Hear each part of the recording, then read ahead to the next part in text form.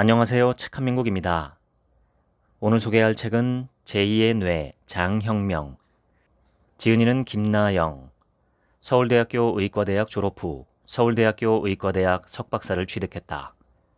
분당 서울대학교 병원 소화기 내과 의사, 분당 서울대학교 병원 성차의학연구소 소장이며 서울대학교 의과대학 교수로 재직 중이다. 본문을 읽겠습니다. 장 건강은 몸 전체의 건강과 직결된다. 첫째, 장은 음식물의 소화와 흡수를 책임지는 기관이기 때문이다. 둘째, 장이 우리 몸의 찌꺼기를 배설하는 기관이기 때문이다. 장이 중요한 세 번째 이유는 장이 인체의 면역력과 깊은 관계가 있기 때문이다. 면역세포들이 가장 많이 집중되어 있는 곳이 장이란 사실이 밝혀졌다. 흥미롭게도 인간의 뇌신경, 자율신경계 및 내장신경계에 큰 영향을 미치는 세로토닌의 생성을 대장이 주도한다는 사실이 밝혀졌다. 이처럼 장 건강은 우리의 정신 건강에도 영향을 미치므로 중요하다 하지 않을 수 없다. 인간의 장은 그 길이가 수미터에 달할 정도로 길다. 소장이 약 6에서 7미터이고 대장이 약 1.5미터이니 합하면 약 7.5에서 8.5미터 정도 된다. 이것은 사람 키의 5에서 6배에 해당하는 길이로 이 모든 장이 고불고불 겹쳐진 상태로 그리 크지 않은 뱃속에 다 들어있다는 게 신기하기 그지없다. 왜 장은 이처럼 길게 연결되어 있는 걸까? 한마디로 입으로 들어온 거친 음식을 충분히 소화시키고 영양분을 흡수하기 위해서다.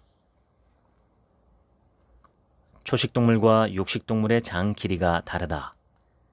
육식동물의 장은 짧고 굵은데 반해 초식동물의 장은 길고 가늘다. 이러한 차이가 나는 이유에 대해 육식동물의 경우 육식으로 먹은 고기를 소화하는 과정에서 부패하거나 독소가 발생할 가능성이 채식보다 높기 때문에 이를 빨리 내보내기 위해 장의 길이가 짧게 되었고, 반대로 초식동물이 먹은 채식은 단단한 식이섬유 위주로 되어 있어 소화가 어려우므로 장의 길이가 길게 되었다는 속설이 있다. 하지만 실제 이유는 다르다는 주장도 있다. 초식동물의 장이 긴 까닭은 채식에 포함된 단백질의 양이 적거나 질이 낮기 때문에 장내 미생물을 이용해 아미노산 등 필수 영양소를 보충하기 위해서라고 한다. 반면 육식동물의 식사는 단백질을 직접 섭취하기 때문에 전체 장의 길이가 길 이유가 없으므로 초식동물에 비해 짧게 되었다는 설명이다. 사람의 장의 길이는 육식동물과 초식동물 중 어느 것에 더 가까울까? 육식동물의 소화관 길이는 몸 길이의 3배에서 5배 정도다. 초식동물의 소화관 길이는 이보다 훨씬 길어서 어떤 경우 몸 길이의 20배에 달하는 경우도 있다. 초식동물인 말의 경우 몸 길이의 10배가량으로 알려져 있다. 실험에 많이 사용되는 쥐의 경우도 소장이 아주 긴 편이다. 이런 기준으로 볼 때 사람의 장의 길이는 육식동물과 초식동물의 중간 정도로 보는 것이 타당해 보인다. 실제 사람이 잡식동물이라는 점을 생각해 볼 때 이는 논리적으로 이해할 수 있다. 사람의 장 길이가 초식동물에 더 가깝기 때문에 채식을 해야 한다는 속설도 많지만 이와 관련한 정확한 연구 결과는 없는 상태다. 또 서양인의 장 길이가 동양인보다 조금 더 짧다는 속설도 있다. 즉, 서양인은 육식 위주의 식사를 하고 동양인은 채식 위주의 식사를 하기에 이런 결과가 나타난다는 것이다. 얼핏 보면 논리적으로 맞아 보이지만 이에 대해서도 의학적으로 연구된 결과가 없기에 100% 믿을 수는 없는 상태다. 2004년 영국 세인트 마크스 병원과 일본 도쿄대학교 의학부 부속병원이 함께 실시한 조사에 따르면 동양인과 서양인의 총 결장 길이가 엇비슷했다는 연구 결과가 있다. 결장은 곧 대장을 의미하므로 우리는 이 연구 결과를 통하여 서양인이나 동양인의 장 길이가 그리 크게 차이가 나지 않을 것임을 유추해낼 수 있다. 현대에 들어와 다양한 화학물질이 섞이고 화학적으로 가공된 식품 위주의 식사를 하게 되면서 장은 타격을 입게 되었다. 과거에는 생각할 수도 없는 과식을 많이 하게 되었다. 과식은 직립보행을 하는 인간의 장에 뜻하지 않은 문제를 일으킬 수 있다. 직립보행은 장이 세로로 배열되는 구조를 갖게 하는데 이때 장이 아래로 처지며 중력의 영향을 더 많이 받는 구조로 되기 때문이다. 이 상태에서 과식을 하게 될 경우 아래에 놓여있는 장은 더 큰 중력을 받게 되므로 눌리는 상태가 되어 소화장애가 일어날 수도 있고 배설장애가 일어날 수 있는 것이다.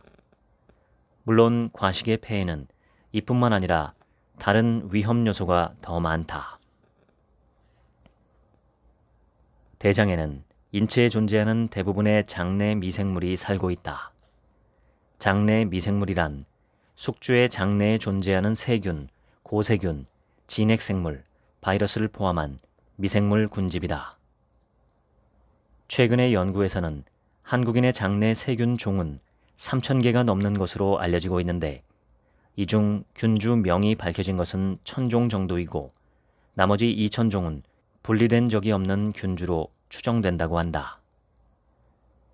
다른 연구에서의 보고를 보면 각 개인은 약 160개의 세균종을 가지고 있고 미생물 유전자는 300만 개 이상으로 밝혀졌다. 전체 장내 미생물 수는 10의 13승계에서 10의 14승계로 인체 세포보다 10여 배 많다고 알려지기는 했으나 장내 세균의 경우 우리 몸 전체 세포의 3배에서 5배 정도 되는 것으로 알려지고 있다. 이들 장내 세균에는 유해균과 유익균이 있는데 이들 모두 소장에서 흡수되지 못하고 대장으로 넘어온 영양소들을 먹고 살아가게 된다. 장내 유해균이 많아질 때 나타나는 증상은 다음과 같다. 1. 평소 소화가 잘 안 된다. 2. 평소 배에 가스가 잘 찬다. 3. 설사나 변비가 있고 배변 후 잔변감이 있다. 4. 대변과 방귀 냄새가 지독하다. 5. 배가 자주 아프다. 6. 과민성 장 증후군이 있다. 만약 위 문항 중 절반 이상에 해당할 경우 장에 유해균이 많은 상태이므로 유산균을 먹는 것이 좋다. 장 질환과 관련하여 가장 흔히 앓는 질병이 장염일 것이다. 음식을 먹고 난 후 갑작스런 설사, 구토, 복부 팽만감과 통증, 고열, 두통 등이 나타난다면 급성 장염을 의심해 볼 수 있다. 장염은 주로 음식을 잘못 먹었을 때 나타나는데 의학적으로는 세균성 장염과 바이러스성 장염으로 구분할 수 있다. 세균성 장염은 주로 여름철에 상한 음식을 잘못 먹어 생기는 경우가 많다. 주로 음식을 먹은 후 6시간 정도 지났을 때 증상이 나타나는데 온도를 낮게 했을 때 증식이 약해지는 경향이 있다. 바이러스성 장염은 주로 겨울철에 걸리기 쉬운데 이때는 바이러스에 감염된 지 하루 이틀 지나서 증상이 나타나기 시작한다. 이러한 바이러스성 장염은 사람 간에 전염이 되기도 하기 때문에 조심해야 한다. 특히 노로바이러스 장염은 전염성이 높은 특징이 있는 것으로 알려져 있고 유치원이나 학교 급식 과정에서 문제되는 경우가 많다. 급성 장염에 걸렸다고 판단되면 병원 치료를 받는 것이 우선이다. 개인적으로 일단 첫날은 식사를 자제하는 것이 좋고 물을 많이 마시는 것이 도움이 된다. 급성 장염에서 문제가 되는 것은 탈수로 인한 여러 가지 신체 증상이다. 탈수로 인해 혈압이 떨어지고 위급한 상황에 빠질 수 있기 때문에 물 흡수를 도와주는 포도당이 들어간 음료가 좋다. 이온수를 미지근하게 마시거나 소금을 조금 넣은 꿀물이 도움이 된다. 증상이 심할 경우 수액과 적절한 항생제 등 병원 치료를 받아야 하지만 약할 경우 특별한 조치를 취하지 않아도 1, 2주 안에 낫는 것이 일반적이다. 만약 장염 증상이 2주 이상 계속되면 만성 장염을 의심해 볼 수 있다. 대개 세균성이나 바이러스성에 의한 급성 장염은 만성으로 넘어가지 않기에 감별이 된다. 만성 장염의 경우 급성 장염보다는 발열이나 급격한 설사 등이 없어 증상이 약하게 나타나지만 만성 장염은 낫기 어렵다는 문제가 있다. 급성 장염은 예방이 가장 최선의 방법이다. 손 위생을 철저히 해야 하며 모든 조리기구도 충분히 살균해야 한다. 또 음식도 세균이나 생성된 독성이 사라질 수 있도록 충분히 가열해서 먹어야 하며 독성이 있다고 생각되는 음식은 피해야 한다. 급성 장염의 한 부류로 식중독이 있다. 대개 상한 음식을 먹은 후 3일 이내에 증상이 나타나며 고열과 복통이 심하게 나타난다면 식중독을 의심해 볼 수 있다. 식중독은 심할 경우 사망할 수도 있다는 뉴스가 가끔 나오고 있듯 가볍게 생각하지 말고 여름철에는 특히 음식에 유의해야 한다. 날것으로 먹는 회나 해산물을 특히 주의해야 하고 햄버거 식중독 내지 김밥 식중독도 조심해야 한다. 장 질환 중 가장 괴로운 질병 중 하나를 꼽으라고 하면 과민성 장 증후군을 들 수 있을 것이다. 아무리 술을 써도 낫지 않으며 끊임없이 인간을 괴롭히는 질병이기 때문이다. 처음 이 질환에 걸린 사람은 단순 장 질환으로 오해하고 이 병원 저 병원 다니며 약을 먹기 시작한다. 그런데도 불구하고 전혀 나을 기미를 보이지 않아 오랫동안 힘든 시간을 보낸 후에야 비로소 과민성 장 증후군이란 진단을 받게 된다. 과민성 장 증후군은 복통, 복부 불편감, 변비, 설사 등의 증상이 6개월 이전에 발생했고 최근 3개월 이상 지속될 때 진단받게 된다. 즉, 과민성 장 증후군이라고 진단되려면 6개월 이상의 관찰 기간이 필요한 것이다. 이러한 과민성 장 증후군 진단에 전제되는 조건으로는 대장경 내지 대변 검사상 특별한 이상이 없어야 한다는 것이다. 검사를 통해 의사가 진단을 해주지 못하기 때문에 질환이나 병이라고 부르지 않고 증후군이라고 한다. 병명 앞에 과민성이라는 단어가 붙는 이유는 이 질환이 스트레스를 일으키는 정신적 원인이나 불안정한 환경적 원인에 의해 증상이 더욱 악화되기 때문이다. 여러 가지 기전이 혼합되어 나타나는데 그 근저에는 우리가 의식하지 못하는 정신적인 스트레스가 작용하는 경우가 많다. 과민성 장 증후군은 진단 기준이 고혈압이나 당뇨같이 어떤 확실한 검사 기준에 의해 이루어지는 것이 아니라 증상에 의존하기 때문에 객관성이 떨어지고 그러다 보니 원인에 대해서도 정확한 접근을 하기 힘들다. 과민성 장 증후군의 치료가 어려운 까닭이 바로 여기에 있다. 사람마다 그 증상도 다르고 기전이 달라 과민성 장 증후군의 치료제 역시 표준화되어 나오기 어렵다. 상황이 이렇다 보니 어느 병원에서 과민성 장 증후군의 치료를 잘한다는 소문이 나면 그곳으로 몰려가는 현상들이 반복되고 있다. 과민성 장 증후군의 치료에 성과를 보인 연구 결과가 있다. 중앙대병원 소화기 내과 최창환 교수 연구팀은 국내 16개 병원에서 과민성 장 증후군 환자 286명을 대상으로 프로바이오틱스와 위장관 기능 개선제를 함께 4주간 투약하는 임상실험을 시행했다. 그 결과 시험군은 53.6에서 55.2%, 위약군은 35.1%의 호전의 차이를 보였다. 물론 이 실험의 결과가 50%의 성공률을 보여 높은 기대치를 얻은 것은 아니지만 나름 유의미한 성과를 거둔 것은 사실이다. 이 결과를 통해 유산균 섭취와 장운동 기능 개선이 과민성 장 증후군 환자의 치료에 어느 정도 도움이 된다는 사실을 유추해 볼 수 있다. 그럼에도 불구하고 나머지 40%가 넘는 환자들에게 도움이 되지 않은 까닭은 정신적인 문제에서 찾을 수 있다고 생각된다. 결국 과민성 장 증후군이란 병명에서도 알 수 있듯 이 질환은 정신적 작용과 관계가 있기 때문에 정신적 문제까지 함께 치료하지 않으면 안 된다는 것을 보여주고 있는 것이다. 우리나라의 대장암 발생률이 세계 1위라는 사실이 발표되며 많은 사람들이 대장 내시경 검사를 받고 있다. 대장 내시경 검사를 받다 보면 용종이 몇 개 있고 몇 개를 제거했다는 이야기를 듣게 된다. 어떤 경우 선종이 발견되었다며 가슴을 쓸어내리기도 한다. 용종은 대장 점막의 일부가 마치 혹처럼 툭 튀어나온 조직을 말한다. 일반적으로 성인 3명 가운데 1명 정도 대장 혹이라 불리는 대장 용종이 생기는 것으로 알려져 있다. 그런데 대장암의 80에서 95%가 바로 이 대장 선종성 용종에서 발생하기 때문에 대장경을 하며 용종 찾는 것에 집중하는 것이다.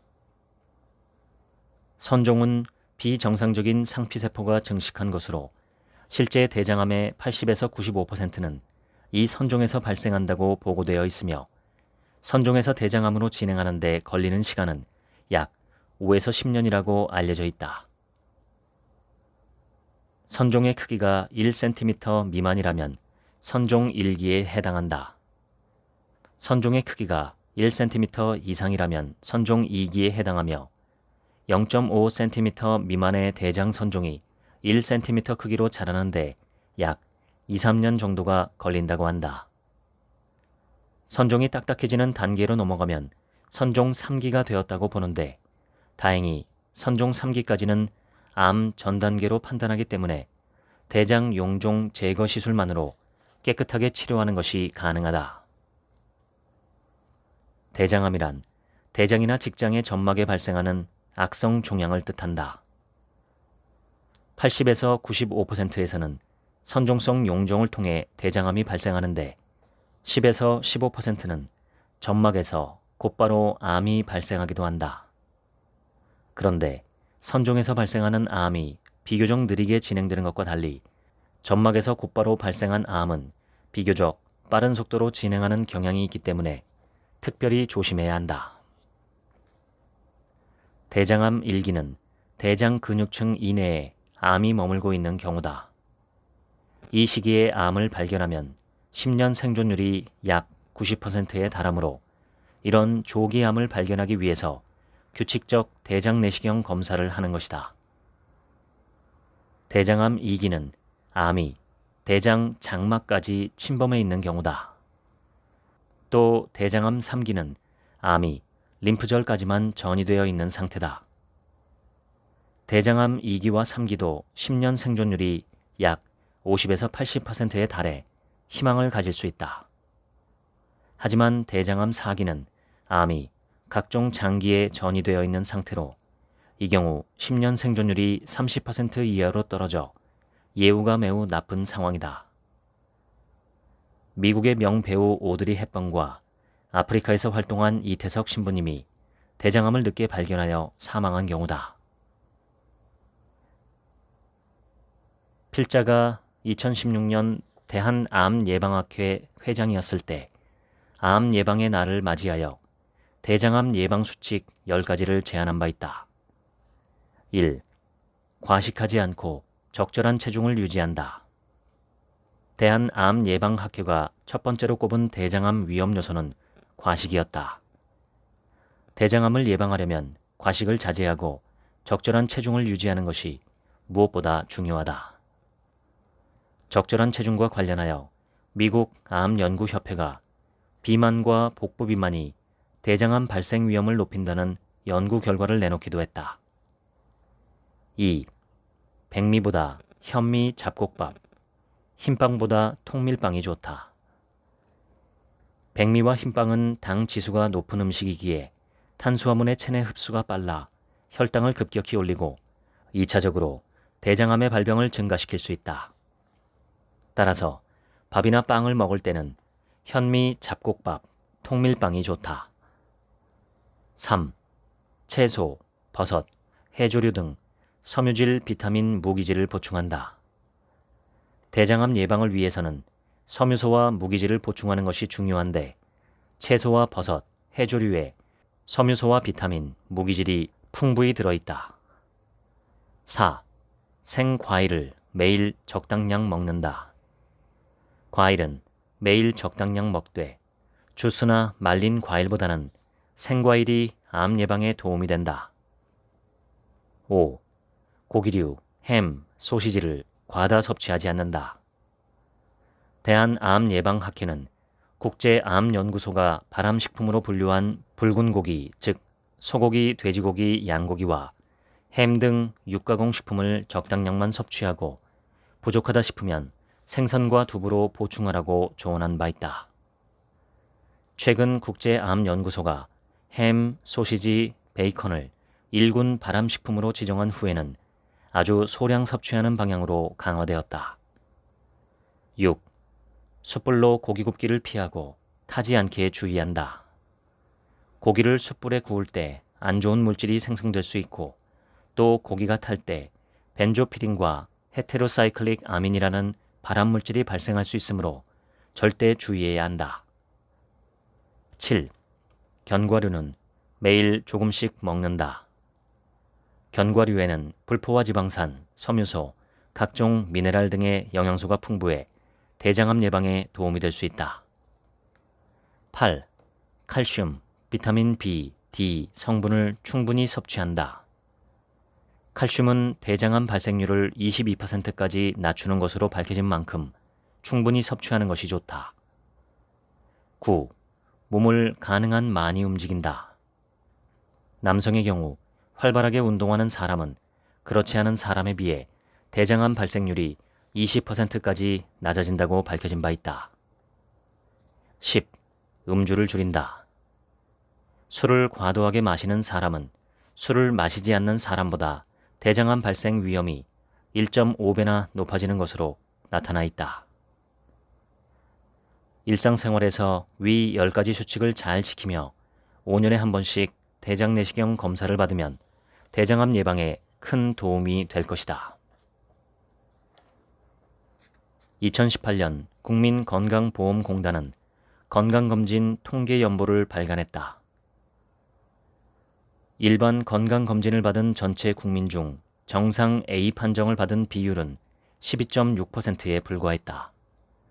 또한 경계에 해당하는 정상 B 판정을 받은 사람은 33.5%로 전체의 46.1%만이 정상 판정을 받은 것이다. 전체 검진 대상자 중 53.9%가 질환이 의심되거나 질환에 시달리고 있다는 결과가 나온 것이다. 더욱 우려되는 것은 5년 전과 비교할 때 정상 판정의 비율은 0.4% 줄어들었고 유질환자는 5.1%나 증가했다는 사실이다. 암 발생도 5년 전에 비해 위암은 8.6%, 대장암은 9.1%, 간암은 21.7%, 유방암은 6.5%, 자궁경부암은 7.9%나 증가했다. 2018년은 과거에 비해 의료기술은 더욱 발전했고 국민들 사이에 건강에 대한 관심은 더욱 높아져 있던 해이다. 그런데 건강 지표는 날이 갈수록 더욱 나빠지고 있으니 이 논리적 모순을 어떻게 봐야 할까? 대사증후군으로 좁혀 생각해보면 발병 원인에 어느 정도 접근할 수 있다는 생각이다. 현재 알려진 대사증후군의 원인은 복합적이나 환경적 요인이 크게 작용하는 것으로 보고 있다. 불규칙하면서 지나친 동물성 지방 위주의 식단, 운동 부족, 높은 스트레스 등의 환경이 대사증후군의 위험을 더 높이고 있다는 것이다. 여기서 힌트를 얻을 수 있다. 단순하게 이 3가지 중 2가지만 잡아주더라도 대사증후군이 크게 개선된다는 실험 결과가 있다. 2022년 5월 EBS 1에서 방영된 명이란 프로그램에 그 해법이 등장한다. 식이요법과 운동요법을 통해 대사증후군을 치료하는 임상연구로 주목받고 있는 이지원 가정의학과 교수가 등장했다. 이 교수는 이 프로그램에서 대사증후군을 앓고 있는 8명의 참가자들과 함께하는 3주간의 대사증후군 극복 프로젝트를 실시했다. 4명씩 두 그룹으로 나눠 한 그룹은 식이요법만 진행하고 나머지 그룹은 식이요법과 운동요법까지 병행하는 것으로 진행했다. 연구 결과는 어땠을까? 놀랍게도 8명 전원의 체중과 체지방이 감소했다. 3주 만에 체중이 5kg 이상 줄어든 사람도 있었다. 대사증후군과 관련된 혈액검사 수치는 어떤 결과가 나왔을까? 놀랍게도 대부분의 참가자의 혈압과 혈당, 중성지방, LDL 콜레스테롤 수치가 크게 개선되었다. 특히 운동까지 병행한 그룹의 경우 약물을 끊을 수 있을 만큼의 변화가 나타났다. 이들은 식이요법과 운동요법만으로 크게 개선된 결과를 얻은 것이다. 이들이 3주간 실천한 식단은 한국인의 사망률을 낮추는 영양소 비율을 조합하여 만든 것으로 탄수화물 50%, 단백질 20%, 지방 30%의 비율을 맞추었다. 또 오메가3 지방산 섭취를 늘릴 수 있도록 식물성 지방인 불포화 지방산과 고단백 식품 섭취를 늘리고 많은 양의 야채로 섬유질을 섭취하도록 하였다. 반면 몸에 해로운 포화 지방이나 트랜스 지방 섭취는 제한하였다. 운동요법으로는 체지방을 줄일 수 있는 근력 운동과 유산소 운동을 병행하였다. 이러한 식이요법과 운동요법은 일단 소화기 내부 환경을 바꾸는 작용을 일으키게 된다. 몸에 해롭다고 알려진 포화지방이나 트랜스지방이 들어오지 않으므로 장에 무리를 주지 않는다. 이런 상태에서 섬유질을 많이 섭취하면 장내 미생물 환경이 바뀌게 되는데 이때 유익균의 작용에 의해 염증이 감소하고 장 운동이 활발해져 소화와 흡수가 원활히 이루어지게 된다. 결국 중요한 것은 식이요법과 운동요법에 의해 장내 환경이 개선되었고 이를 통해 대사증후군도 개선되었다는 사실이다. 결국 장내 환경 개선은 우리의 건강을 위해 가장 중요한 일이라 하지 않을 수 없다. 최근 장 건강과 관련하여 장내 미생물의 중요성이 대두하고 있다. 변비와 설사 등에는 이미 오래전부터 유산균이 좋다고 하여 발효식품의 중요성이 강조되어 왔으며 병원에서도 고치기 어렵다는 과민성 장 증후군의 치료에도 프로바이오틱스가 이용되고 있다. 이것은 장내 미생물의 존재가 장 건강에 직접적으로 영향을 준다는 증거들이다. 더 놀라운 것은 이러한 장내 미생물이 장 관련 질병들과만 관련이 있는 것이 아니라 당뇨, 고혈압, 심지어 암에까지 영향을 주고 있다는 연구가 활발히 보고되고 있다는 것이다. 특히 일본 아마존에서 3개월 연속 베스트셀러가 된 장내 세균의 역습의 저자 에다 아카시는 최근 대장이 아닌 소장에서의 이상 장내 세균의 폭주 때문에 많은 질병들이 발생하고 있다는 주장을 펼치고 있어 주목받고 있다. 그의 주장을 대략 정리하면 다음과 같다. 세균은 어쩌면 지구상에서 제일 먼저 출현한 생명체로 42억 년 전에 탄생했다. 당시 지구는 산소가 거의 없는 환경이었는데 세균은 이러한 환경에 맞게 생명을 탄생시키고 생명을 이어갔던 것이다. 그러다가 지구에 식물들이 생기고 산소가 풍부한 환경으로 변하자 세균들은 이런 환경에서는 살 수 없게 되어 자신들이 생존할 장소를 찾아 동물의 몸속으로 숨어들었다. 산소가 거의 존재하지 않는 인간의 대장도 그런 장소 중의 하나였기에 이곳이 세균들의 서식처가 되었다. 반면 소장은 세균들의 서식처가 되기 어려운 환경이었는데 그 이유는 소장이 영양분의 흡수 역할을 담당하는 곳이기 때문이다. 소장에 세균이 많이 존재하면 인간에게 필요한 영양분을 빼앗길 수 있기 때문에 소장에서는 이를 제어하는 작용이 끊임없이 일어나고 있다. 소장에서는 매우 격렬하게 혼합운동과 연동운동이 일어나는데 이 또한 세균이 서식할 수 없도록 만들기 위한 방어 기제라고 할 수 있다. 이러한 이유로 소장에는 장내 세균이 비교적 적게 분포되어 있다. 그런데 현대에 들어와서 이 소장 장내 세균이 폭발적으로 늘어나는 불균형이 일어나기 시작했다는 것이 에다 아카시의 주장이다. 건강한 장은 소장에는 세균의 양이 적어야 하고 대장에는 세균의 양이 많아야 한다. 하지만 최근 잘못된 식습관과 스트레스 등으로 이 균형이 깨져서 소장 세균 과다 증식증 환자들이 폭발적으로 늘어나고 있다는 것이다. 소장 세균 과다 증식증은 세균들이 자신들이 거주할 장소를 착각하여 대장이 아닌 소장에 과다하게 거주함으로써 일어나는 질환의 일종이다. 소장과 대장에는 약 무게 1kg 정도의 38에서 100조 마리에 달하는 세균이 살고 있다고 한다. 대체적으로 우리 신체 세포 수보다 많으며 여성이 남성보다 신체 세포 대비 장내 세균의 비율이 높다고 알려지고 있다. 종으로도 1천여 종이 넘는다고 하니 우리가 알지 못하는 세균이 얼마나 많은지 모른다. 사람들 중에는 유독 식욕이 강한 사람들이 있다. 최근 장내 세균이 이런 식욕과 관계가 있을 수 있다는 연구 결과가 나와 흥미롭다. 미국 에모리 대학교 연구팀은 장내 세균과 비만과의 연관성을 알아보는 실험을 진행했다. 먼저 비만한 쥐에게서 장내 세균을 뽑아내어 갓 태어난 쥐의 장에 투여하는 실험을 진행했다.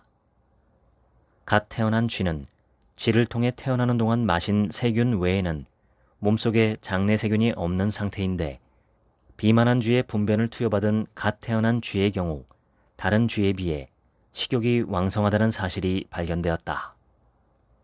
이 쥐들은 더 많이 먹었고 결국 장에 염증이 생기는 등 비만과 관련된 문제가 생겼다. 또 다른 유명한 연구 중 하나는 2013년 미국에서 진행한 실험인데 한 명은 날씬하고 다른 한 명은 비만인 일란성 쌍둥이의 대변 속 마이크로바이옴을 각각 쥐에게 이식했더니 비만 쌍둥이의 대변을 먹인 쥐가 뚱뚱해졌다. 이렇게 비만을 유발하는 것은 식욕 중추를 자극하는 요소 외에 장내 세균에 따라 포도당 또는 에너지를 생성하는 능력이 다르기 때문이라는 주장도 있다. 장내 세균은 우리가 필요한 칼로리의 약 10%를 만들어내고 실제 장세포 유지에 도움을 주는 역할을 하는 것은 잘 알려진 사실이다. 2006년 세인트루이스의 워싱턴 의과대학의 제프리 고든 박사는 비만인 사람과 날씬한 사람의 장내 세균을 비교하는 연구를 진행했다. 그 결과 비만인 사람들의 분변에는 유해균주가 많이 포함되어 있는 문인 피르미쿠테스가 더 많고 유익균주가 많이 포함된 박테로이데스 문이 더 적다는 사실을 발견했다. 흥미로운 것은 이들이 다이어트를 해서 날씬해지면 장내 세균의 구성도 날씬한 사람들의 것과 일치하는 방향으로 변한다는 사실이다. 인간의 장에는 세 가지 장내 세균이 살고 있다. 유익균과 유해균, 그리고 양쪽에 속하지 않는 중립균이 그것이다. 건강 전문가들은 유익균과 유해균의 비율이 중요하다고 강조한다. 건강한 사람의 장은 유익균과 유해균이 약 8대 2의 비율을 형성하고 있으며 이때 인간의 장은 가장 건강할 수 있다는 것이다. 그러면서 우리나라 사람들의 평균 유익균과 유해균의 비율은 63대 37 정도의 상태이며 개선이 필요하다고 주장한다. 천종식 전 서울대 생명과학부 교수는 한술 더 떠 유익균과 유해균의 균형이 맞아야 한다는 건 잘못된 개념이라고 주장하기도 한다. 그는 유해균이 15% 정도면 좋다고 하지만 이건 환자 수준이라고 주장한다. 즉, 인간의 장에 유해균은 적으면 적을수록 좋다는 것이다. 유익균과 관련하여 2011년 조사된 식품의약품안전처의 연구는 흥미롭다. 도시와 농촌 장수마을 거주자의 장내 미생물 분포를 조사했는데 농촌 장수마을 거주자의 유익균이 도시 거주자에 비해 3배에서 5배 높은 것으로 나타난 것이다. 장내 미생물의 생태계를 마이크로바이옴이라 하는데 유해균이 많아지면 이 마이크로바이옴의 생태계가 무너지게 된다. 유해균이 많아지면서 신경 전달 물질을 교란시켜 여러 가지 부작용을 일으키게 되는데 최근엔 자폐나 치매에까지 영향을 미치는 것으로 밝혀지고 있다. 식욕에 대하여 대뇌 회로를 교란시키는 작용이 일어날 경우 포만감을 느끼는 것을 방해하며 끝없이 탄수화물을 갈망하는 증상으로 이어질 수 있다. 또 정신적으로 기분을 떨어뜨리는 증상을 일으키며 수면의 질을 저하시켜 만성적인 피로를 일으킬 수도 있다. 또한 유해균의 증가는 피부를 자극하여 습진, 두드러기, 뾰루지, 건조증, 가려움증 등을 일으킬 수 있다. 비염, 아토피 등의 알레르기 증상 또한 유해균의 증가와 관련이 있을 수 있다. 특정 음식만 먹으면 배가 불편하고 복부팽만, 설사, 복통, 구역 구토가 일어나는 것도 이와 관련이 있을 수 있다. 그렇다면 어떻게 해야 유해균의 수를 줄이고 유익균의 수를 늘릴 수 있을까? 사람들이 오해하고 있는 것이 유산균만 많이 먹으면 된다는 생각이다. 그래서 요구르트를 많이 먹거나 유산균 영양제를 먹는다. 하지만 근본 원인을 해결하지 않고서는 이런 것들이 큰 효과를 거둘 수 없다.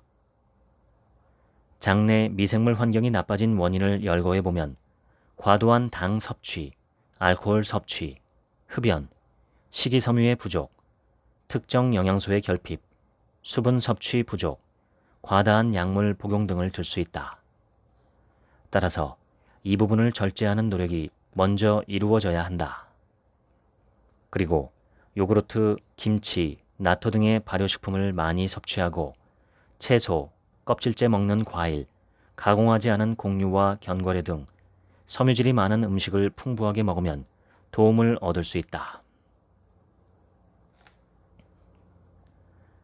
최근 사람의 대장 속에 누구나 몇 킬로그램의 숙변을 갖고 있다는 정보가 인터넷에 돌고 있어 문제가 되고 있다.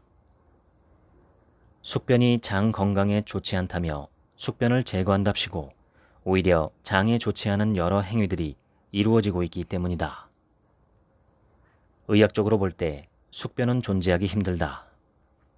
장은 내벽에서 계속하여 점액질이 분비되기 때문에 매끈한 표면을 가지고 있어 딱딱한 변이 붙어 있을 수 없기 때문이다. 장세포 또한 반복적인 세포 분열이 일어나 내벽이 끊임없이 교체되기 때문에 숙변이 자리 잡을 수가 없다. 무엇보다 대장은 끊임없이 연동운동을 하며 변을 밀어내고 있기 때문에 숙변은 존재할 수가 없다. 하지만 장 청소를 한다며 관장을 자주 하는 사람들이 늘어나고 있다. 특별한 목적을 위해 일시적으로 하는 관장은 큰 문제가 없으나 습관적으로 하는 관장은 장에 안 좋은 영향을 줄 수 있으니 조심해야 한다. 관장이 오히려 장 운동을 일으키는 자율신경을 교란시킬 수 있기 때문이다. 원래 장은 자율신경에 의해 스스로 장 운동을 일으켜서 배변 활동이 일어나야 한다. 그런데 관장은 강제로 장 운동을 일으키는 것이기 때문에 자율신경의 활성도에 혼란을 줄 수 있다. 평소 관장을 습관적으로 하는 경우 오히려 자율적인 장 운동이 잘 일어나지 않으므로 장 질환의 원인이 될 수 있는 것이다. 거슨요법을 제시하여 암 치료로 이름을 떨친 거슨 박사가 제시한 커피 관장을 하는 사람들도 많다. 커피 관장은 관장약 대신 커피를 사용하는 차이가 있다. 관장약의 경우 자주 사용하면 대장벽에 손상을 줄 수도 있으나 커피는 자연 물질이므로 안전하다는 장점이 있다. 현재 유럽의 여러 병원에서 암 치료를 위해 커피 관장을 이용하고 있기도 하다.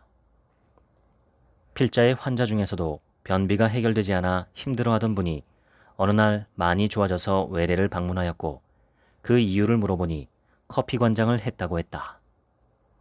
하지만 커피 관장 한 가지만 하는 것은 아니고 식이요법, 운동, 그리고 약을 사용하면서 효과가 적을 때 커피 관장을 해보는 방법이 안전한 것 같다. 커피 관장이 암 치료에 도움이 된 까닭은 장운동 촉진에 의한 장청소뿐만 아니라 해독에 도움을 줬기 때문이라고 한다. 커피를 대장으로 주입하면 커피의 카페인 성분이 대장 벽에 흡수되면서 혈류를 타고 담도까지 가서 담관을 넓히는 작용을 한다고 한다. 이로 인해 담즙 분비가 늘어나며 해독작용에 도움을 줄 수 있었다는 것이다. 하지만 카페인이 직접 대장에 자극을 주는 것이 주된 기전이고 담즙 분비는 부대적인 효과이지 않나 싶다. 커피 관장은 거슨 박사뿐만 아니라 여러 병원에 임상 자료가 있기 때문에 어느 정도 인정해줄 부분은 있으나 의학적으로 확인된 사실은 아님을 알아야 한다. 커피 관장을 꼭 하고 싶다면 주치의와 상의한 후 하는 것이 좋다. 거슨 박사 자신도 3일 이상 연속해서 커피 관장을 하지는 말아야 한다고 권유하고 있다. 현대의 풍부한 먹거리는 장에 자극을 주는 음식들로 가득 차 있어 문제가 되고 있다. 마트에서 파는 대부분의 식재료들은 가공식품이다. 가공식품이란 자연 상태 그대로가 아닌 가공된 상태로 나오는 모든 식품을 지칭하는 용어다. 이처럼 가공식품으로 만드는 것은 두 가지 이유가 있다. 첫째는 식재료가 상하지 않도록 가공하는 것이다.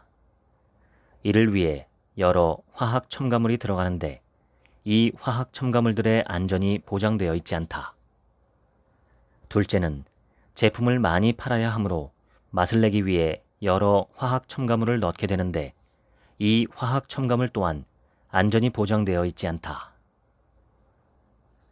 한편 단맛을 내기 위해 과도한 설탕 또는 액상 과당이 들어가게 되는데 이는 인슐린 저항성을 높이고 중성지방과 유해한 콜레스테롤을 증가시켜 건강에 문제를 일으키는 것으로 알려져 있다. 마트에 진열되어 있는 수많은 음료들과 식재료들에는 이러한 설탕과 액상 과당이 과다하게 포함되어 있다. 현대인들이 소화 불량을 달고 사는 이유 중 하나도 여기에 있다. 장 건강의 악화는 여러 질병으로 이어질 수 있으므로 가공식품의 섭취는 최소한으로 줄이도록 노력해야 한다.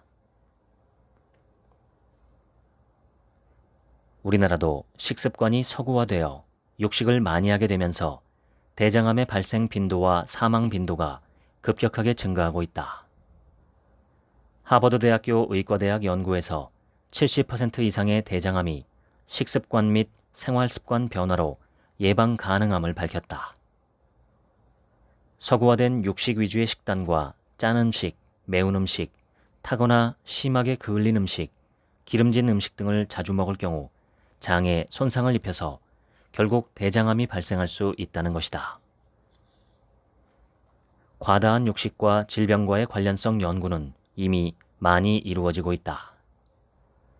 하버드 대학교에서 음식과 질병 발생의 관련성을 연구하기 위해 18만 명을 대상으로 23년간 추적 연구 조사하였다. 결과를 봤더니 암이나 심장 관련 질환에 걸린 사람들은 건강한 사람에 비해 소시지, 햄, 베이컨 등의 육 가공품과 돼지고기나 소고기 같은 육고기를 많이 먹은 것으로 나타났다.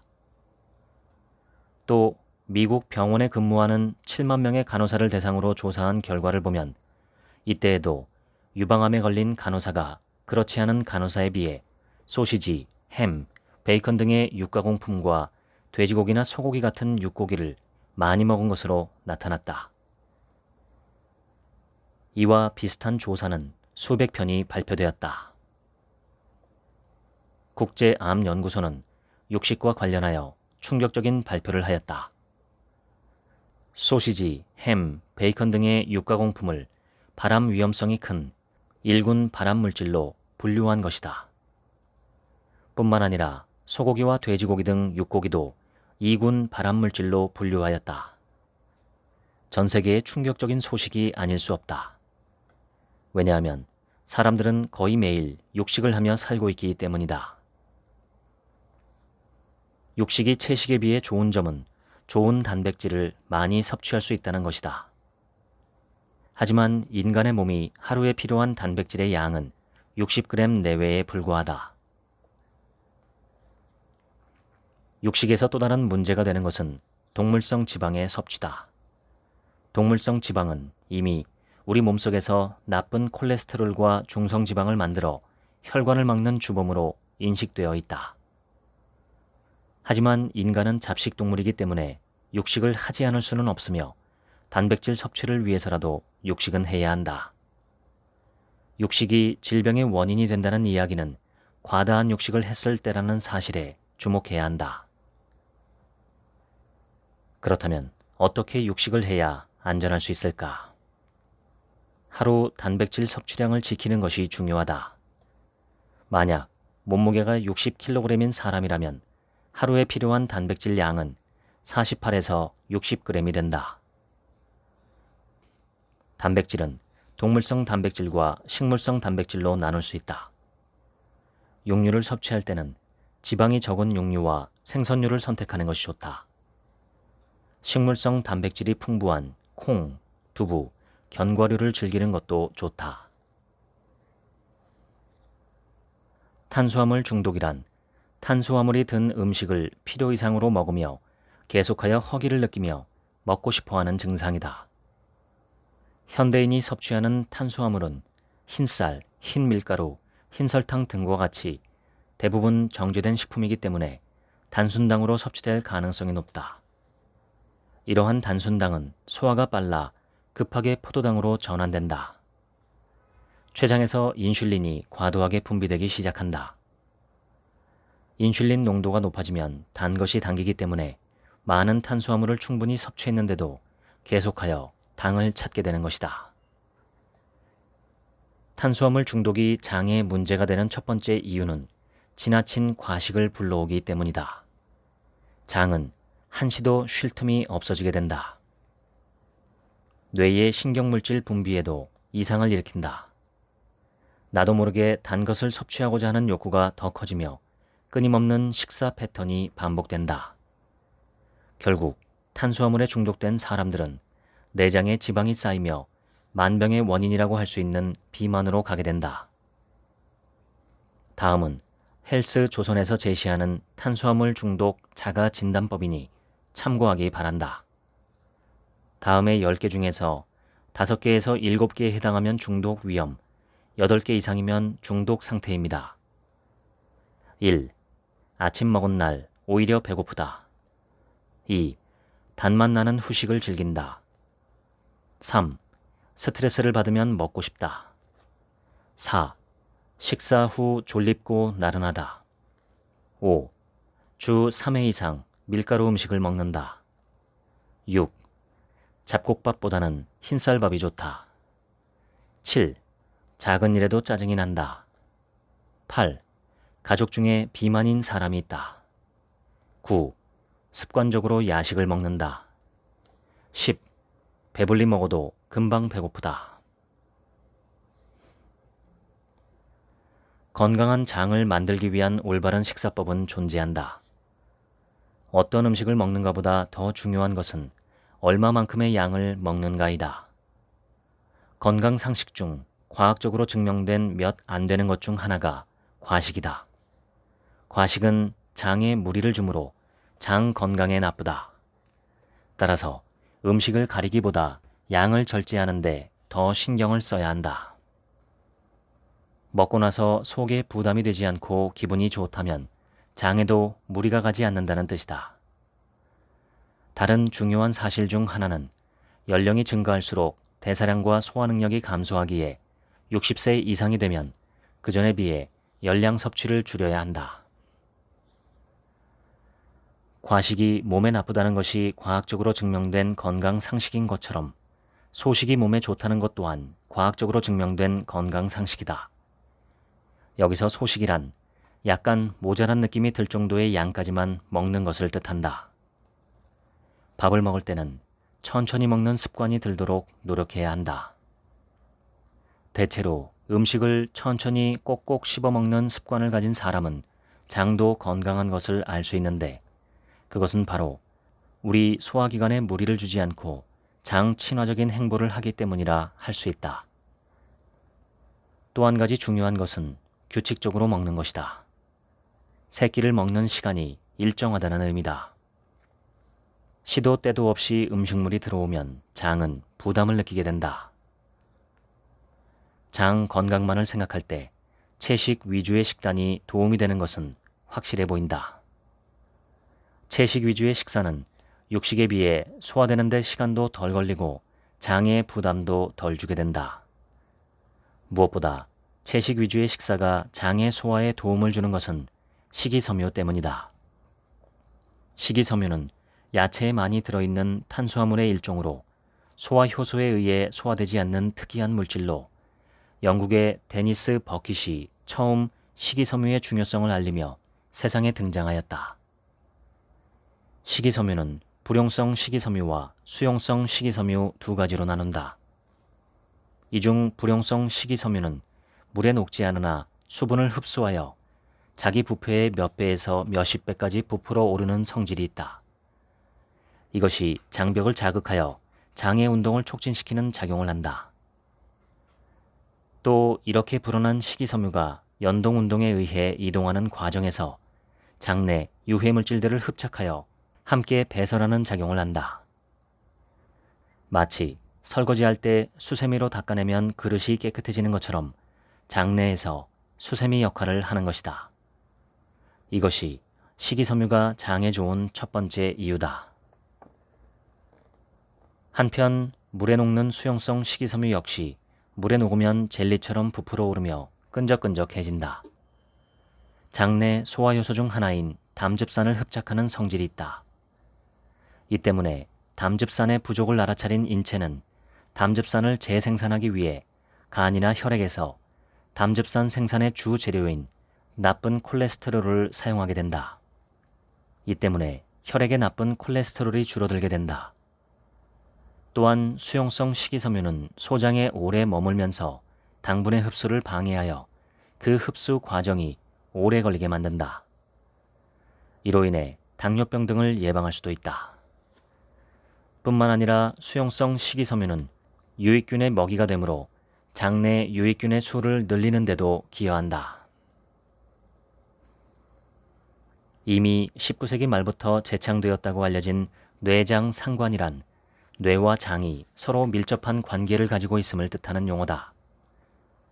실제로 뇌와 장은 자율신경계, 내분비계, 면역계 등 세 가지 경로를 통하여 서로 영향을 미치며 정보를 전달하고 쌍방향으로 작용하는 일을 진행한다.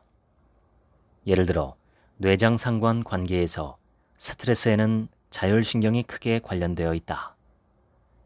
스트레스를 받아 교감신경 우위가 되면 장은 소화기능이 저하되어 소화불량을 일으키게 된다. 반대로 마음이 안정되어 부교감신경 우위가 되면 장은 더욱 활발하게 움직이면서 소화가 원활히 이루어진다. 인간은 스트레스를 받을 때 극도의 에너지를 사용하게 된다. 이 때문에 스트레스를 많이 받은 사람은 체중이 빠지기도 하는 것이다. 그런데 체내 소화 과정에서도 많은 에너지가 소모된다. 만약 인체가 이 두 가지 에너지를 모두 사용할 경우 극도의 에너지가 필요하게 된다. 장은 이를 알고 있기 때문에 스스로 장 운동을 저하시켜 에너지를 줄이는 선택을 하게 되는 것이다. 일반적으로 행복 호르몬으로 알려진 세로토닌이 부족하면 당장 기분이 가라앉고 자신감이 떨어지며 불안과 걱정이 늘어난다. 심하면 우울증 등과 같은 정신질환에 걸릴 수도 있다. 그런데 놀랍게도 세로토닌의 95%는 뇌가 아닌 장내에 존재하며 세로토닌의 90%가 장내에 아주 미세하게 분포하는 특정 내분비 세포에서 만들어진다는 사실이 알려졌다. 인간의 마음에 관여하는 세로토닌 호르몬이 왜 뇌가 아니라 장에서 많이 만들어지는 것일까? 우리는 속이 편안하면 마음도 편안해짐을 느낀다. 반면 속이 불편하면 마음도 불편해짐을 느낀다. 스트레스를 받을 때 갑자기 식욕이 증가하기도 하는데 이때 단 것을 먹으면 기분이 좋아지기도 한다. 이 모든 작용이 사실 장에서 분비되는 세로토닌의 작용 때문에 일어난다고 추정되고 있다. 이처럼 마음작용에 관여하는 세로토닌이 장에서 많이 분비된다는 것은 장과 뇌가 어떤 연관성이 있음을 암시적으로 알려준다. 이 때문에 장을 제2의 뇌라고도 한다. 장이 제2의 뇌 역할을 하기에 장에서 세로토닌의 95%가 분비되는지도 모른다. 뇌와 독립적으로 움직이는 인체의 신경계가 있으니 바로 내장신경계다. 유독 장만은 독립적인 신경계를 가지고 장의 생리에 영향을 미치고 있는 것이다. 이에 대해 전문가들은 장이 제2의 뇌이기에 가능한 일이라고 해석하고 있다.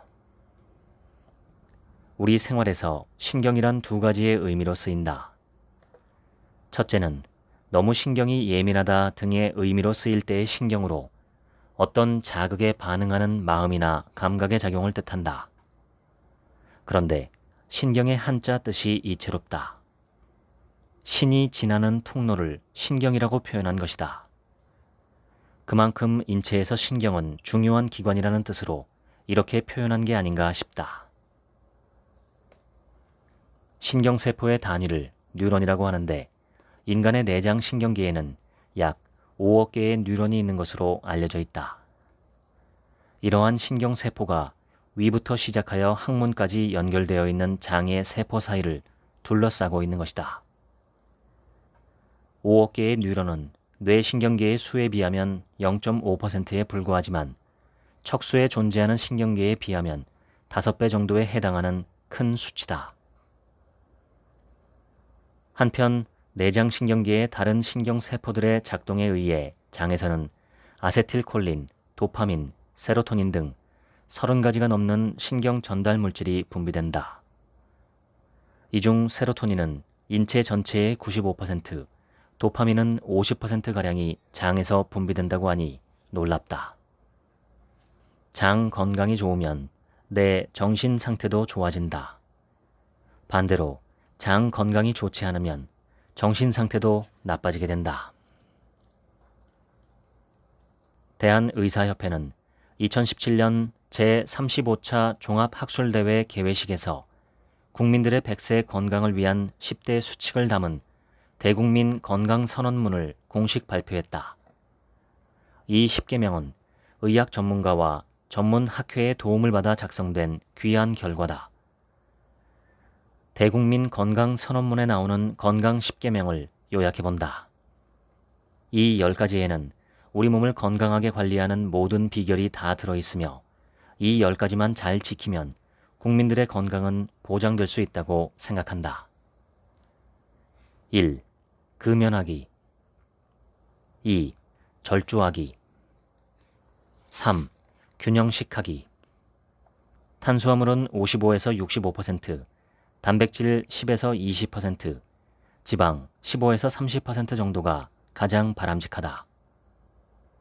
4. 적절한 신체 운동하기 매일 운동하기 힘들다면 주 150분 이상 빠르게 걷고 2회 이상 근력 운동을 하는 것을 지키면 신체적, 정신적 건강에 도움을 얻을 수 있다. 5. 규칙적 수면 취하기 6. 긍정적 사고방식 갖기 7. 정기적 건강검진과 예방접종 챙기기 8. 스트레스 관리하기 9. 미세먼지, 신종 감염에 대해 관심 갖기 10. 모바일 기기와 거리두기 지금까지 제2의 뇌 장혁명 읽어드렸습니다. 지금부턴 제 얘기입니다.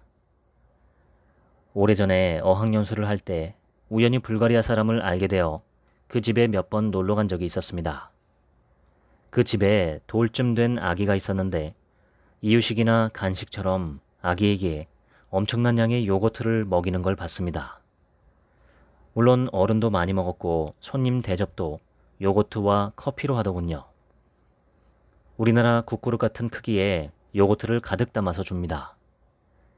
사서 먹는 게 아니라 커다란 스테인리스 냄비에 만들어 놓고 먹기에 제가 그 요거트 제조법을 물어봤습니다. 그가 말해준 방식은 너무 간단했습니다. 일단 우유 3, 4리터 정도를 커다란 냄비에 넣고 뚜껑을 연 채 끓입니다. 그런데 완전히 끓이는 것이 아니라 우유가 끓어오르기 직전에 불을 끕니다. 뚜껑을 덮고 1시간 정도 식히면 미지근한 온도가 되는데 이때 시중에 파는 떠먹는 요거트 작은 것 1개를 숟가락으로 떠서 냄비에 넣어주고 잘 섞어줍니다. 그 다음 냄비를 담요로 감싸고 하룻밤 정도 실온에 보관하여 발효되도록 하면 연한 젤리 형태의 요거트가 만들어집니다. 그럼 냉장고에 보관하면서 수시로 먹습니다. 여름철에는 더 빨리 발효하고 겨울철에는 더 느리게 발효하는데 맛을 보면서 시중에 파는 요거트처럼 새콤한 맛이 나는지 확인하면 됩니다. 또 우유와 요거트의 비율은 발효되는 속도를 기준으로 너무 느리게 발효되면 하나 더 넣으면 됩니다. 이렇게 만든 요거트는 당류가 상당히 적기 때문에 처음 먹을 때는 새콤하거나 시큼하거나 할 뿐 달콤한 맛은 거의 없습니다. 그래서 처음 먹기는 쉽지 않은데 먹다 보면 달지 않은 그 맛이 의외로 맛있어서 잘 먹게 됩니다. 아이들에게 먹일 땐 꿀을 조금 섞어서 먹여도 좋습니다. 저도 한동안 그렇게 해 먹었고 결혼 후에 아들이 어릴 땐 많이 만들어서 먹었습니다. 그러다가 귀찮아서 해 먹지 않은 지가 꽤 됐는데 오늘 이 책을 읽으니 장내 유익균이 얼마나 중요한지 새삼 알게 되어서 다시 한번 해 먹어볼까 하는 생각이 드네요. 티벳 버섯도 몇 년간 키우면서 먹었는데 티벳 버섯은 불가리아 요거트보다 조금 더 관리를 해줘야 하기 때문에 약간 더 손이 갑니다. 장내 유익균이 좋아하는 먹이를 줘야 그들이 번영하고 우리도 그 덕에 건강해집니다. 특히 제가 이 책에서 가장 주목한 점은 장 건강이 뇌 건강과 직결된다는 점입니다. 그것과 관련해서 이 책 말고 다른 책에서 본 충격적인 내용이 있었는데 그것은 정신질환자들의 장 내에는 유익균이 매우 적고 유해균이 많다는 점이었습니다.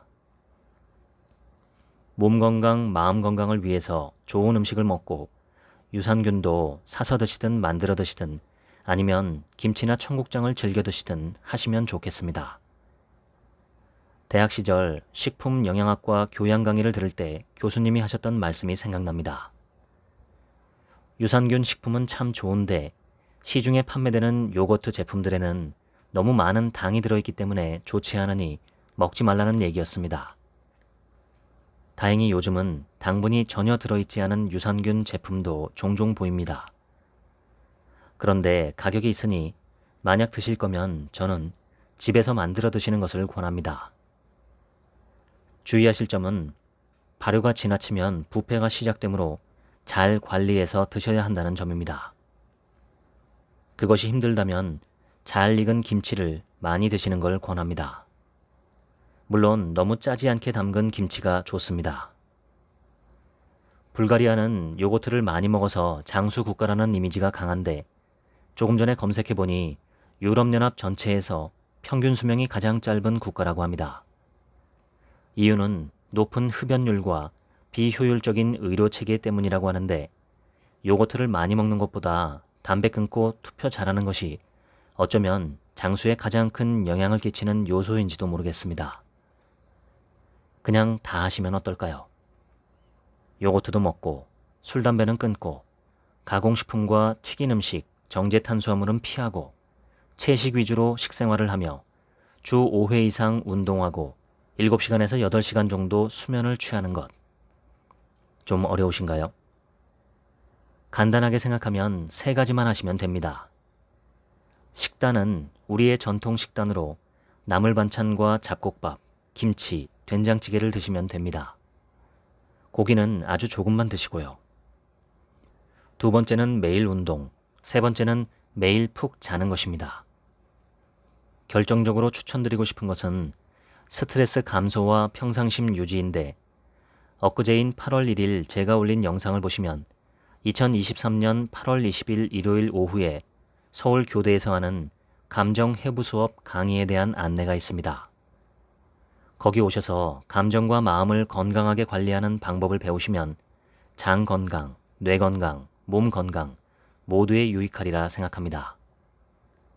일상에서 평정심을 누리고 스트레스는 줄이고 더 현명해지는 마음경영의 길은 분명히 있습니다. 제가 소개하는 그 길은 대단히 빠르고 효과적입니다. 모든 분들께 강력하게 추천합니다. 지금까지 책 한 민국의 하루치 생각이었습니다. 감사합니다.